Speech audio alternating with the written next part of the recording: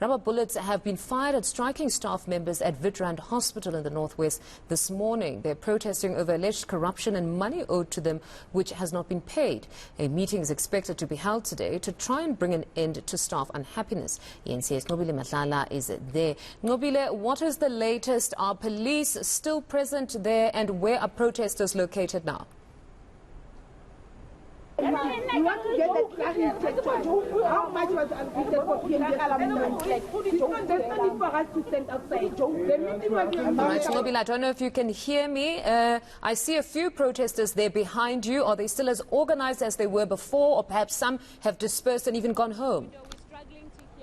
Just a bit of an audio issue there, but basically where we are now, we're with some of the workers of Nahal that already had made their way to the hall. This is the hall where everybody was marching to, and they started getting shot at. Now the MEC was here to address him, and you'll see he's just on my side here speaking to some of the workers, and I'm going to try and get him to have a conversation with us. MEC, sorry to disturb you, but MEC, can you just maybe give us an idea? I mean, we've seen some of the workers that were coming to speak to you getting shot at. Do you have any idea why they were getting shot at?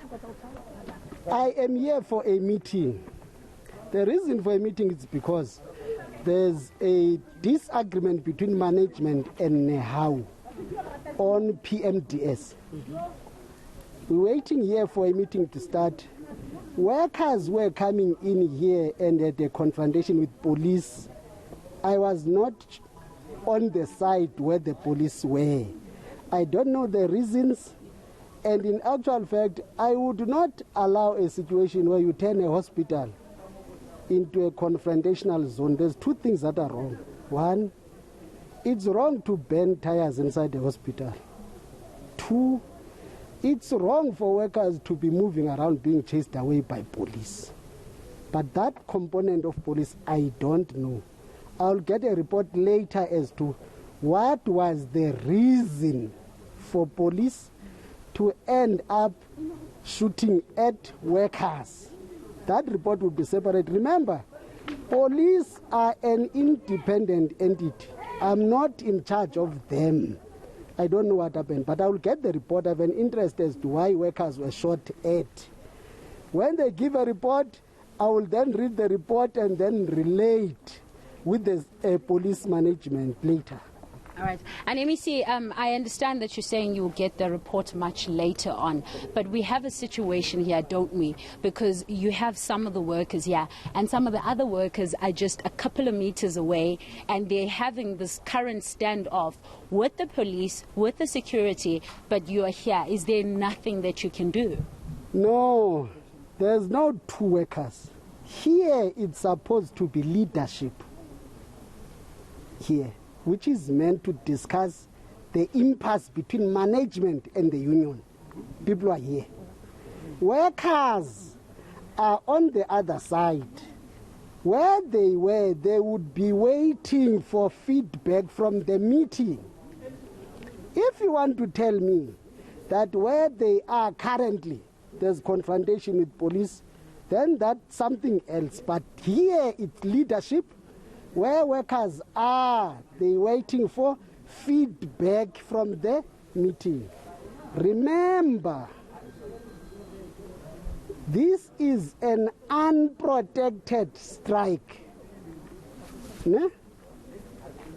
What I should not then do is to make an unprotected strike legal.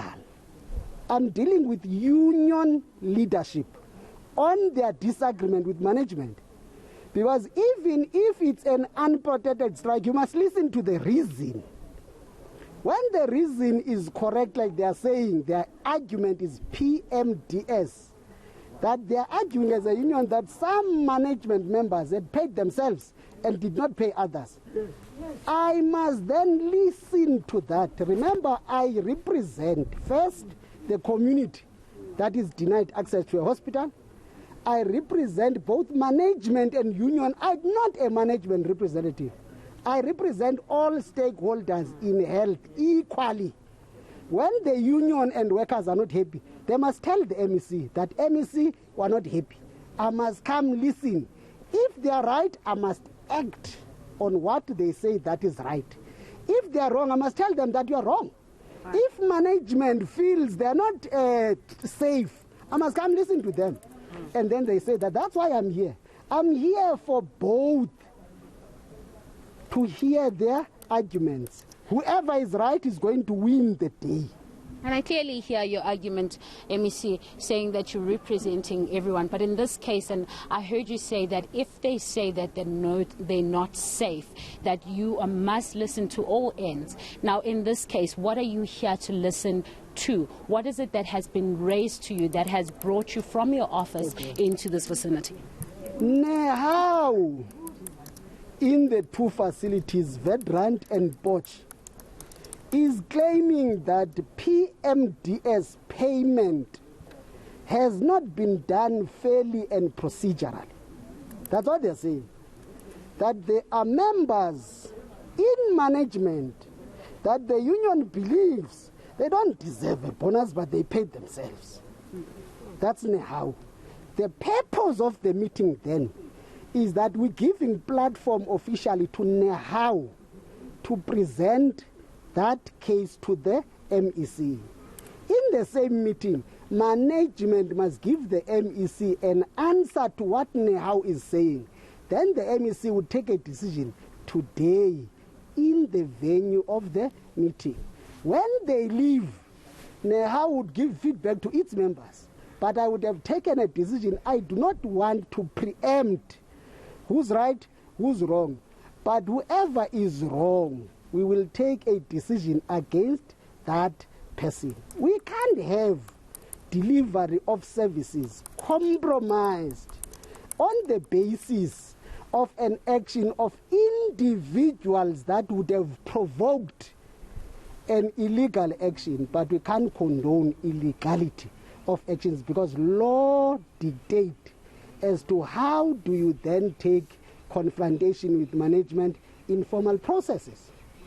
And let me see, I like that you're saying that you are going to be coming up with an answer and it's going to be today. And of course, we can't preempt what answer is going to come out of your meeting. But I just want to understand, if you can clarify to us, if either of the stakeholders that you're talking about, whether it's NEHAW, whether it's management, if one of them is found to be on the wrong, what would happen to them?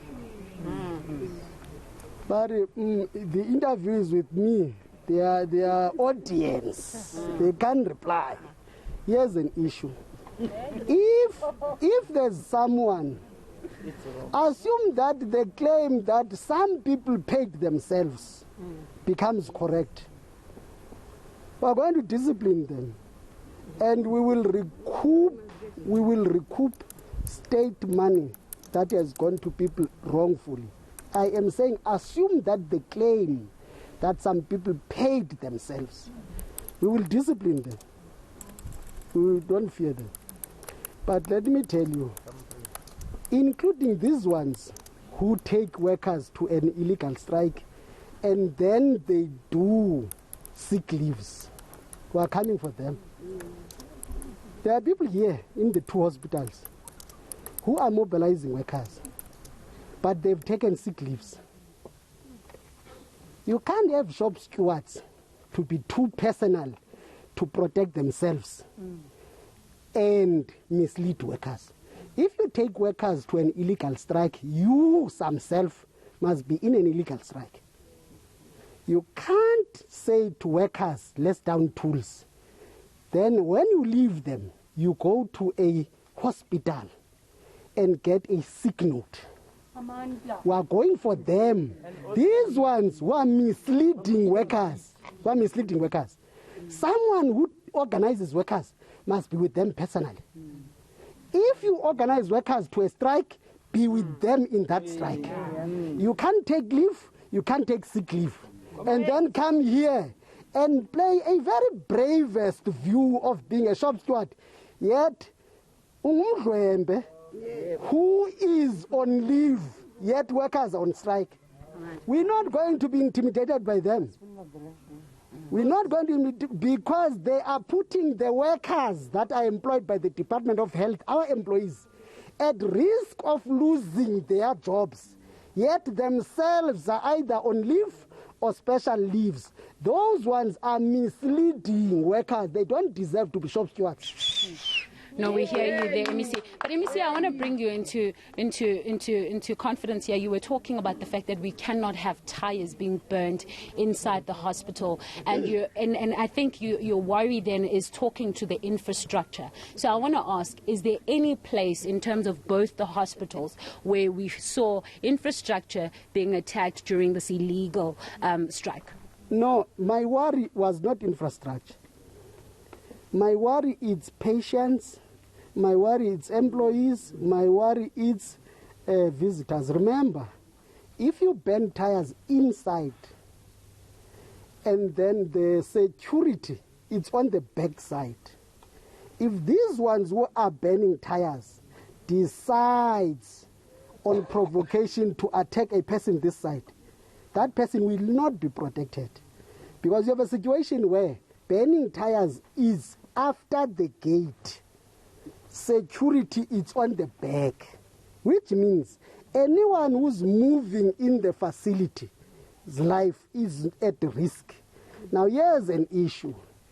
Property is not the first one to be protected. Employees, the ones who are burning tires themselves, look at this issue now, where it's real. The police and confrontation has to be answered, because these are our employees, but they are members of public. Nobody has a right to just shoot at them willy-nilly. Even when they're in an unprotected strike, we still want them to be protected though. So protection is even for you.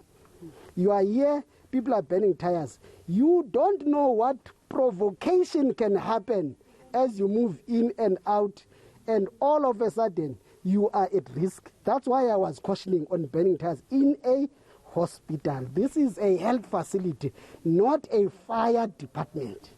And of course, MEC, this has been ongoing. I want to speak again on that infrastructure. Is infrastructure at this point, has it been in any way affected?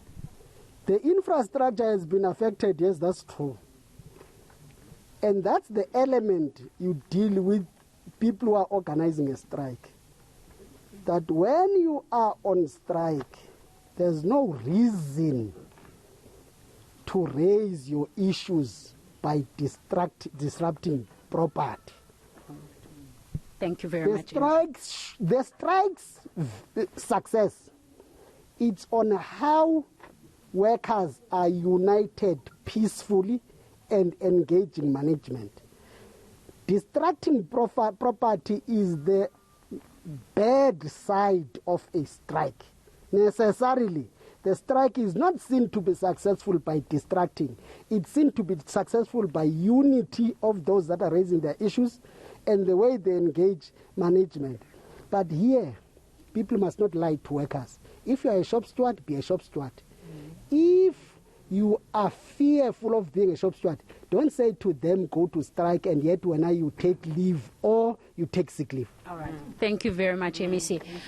Well, there you have it, Nomfundo. We heard it from the MEC saying that he's worried about safety of not just the people around us, the people that are protesting, saying they are on illegal strike. Hear that, they are on illegal strike. He's saying that even though they need to be protected. He's worried about safety, the safety of the patients as well, but also looking into the fact that the infrastructure must also not be in any way affected. But he's saying that he's here to hear the voices, to understand what exactly is occurring, and whoever is doing something wrong will be held accountable. But of course, we remain to see when that will happen and how it will happen. All right. Thank you, Nqobile. That's our reporter there, Nqobile Madlala, out in the Northwest, attempting to get clarity on the police's decision to fire protesting workers. The MEC has, however, stressed, as she said there, that the strike is in fact unprotected. However, the strike not complying with requirements of the Labour Relations Act obviously doesn't mean we shouldn't establish why, in fact, the police decided to fire at them. We'll give you more as that story develops. What we're expecting now is for the leadership of NHAO and the MEC to engage in talks. To this now,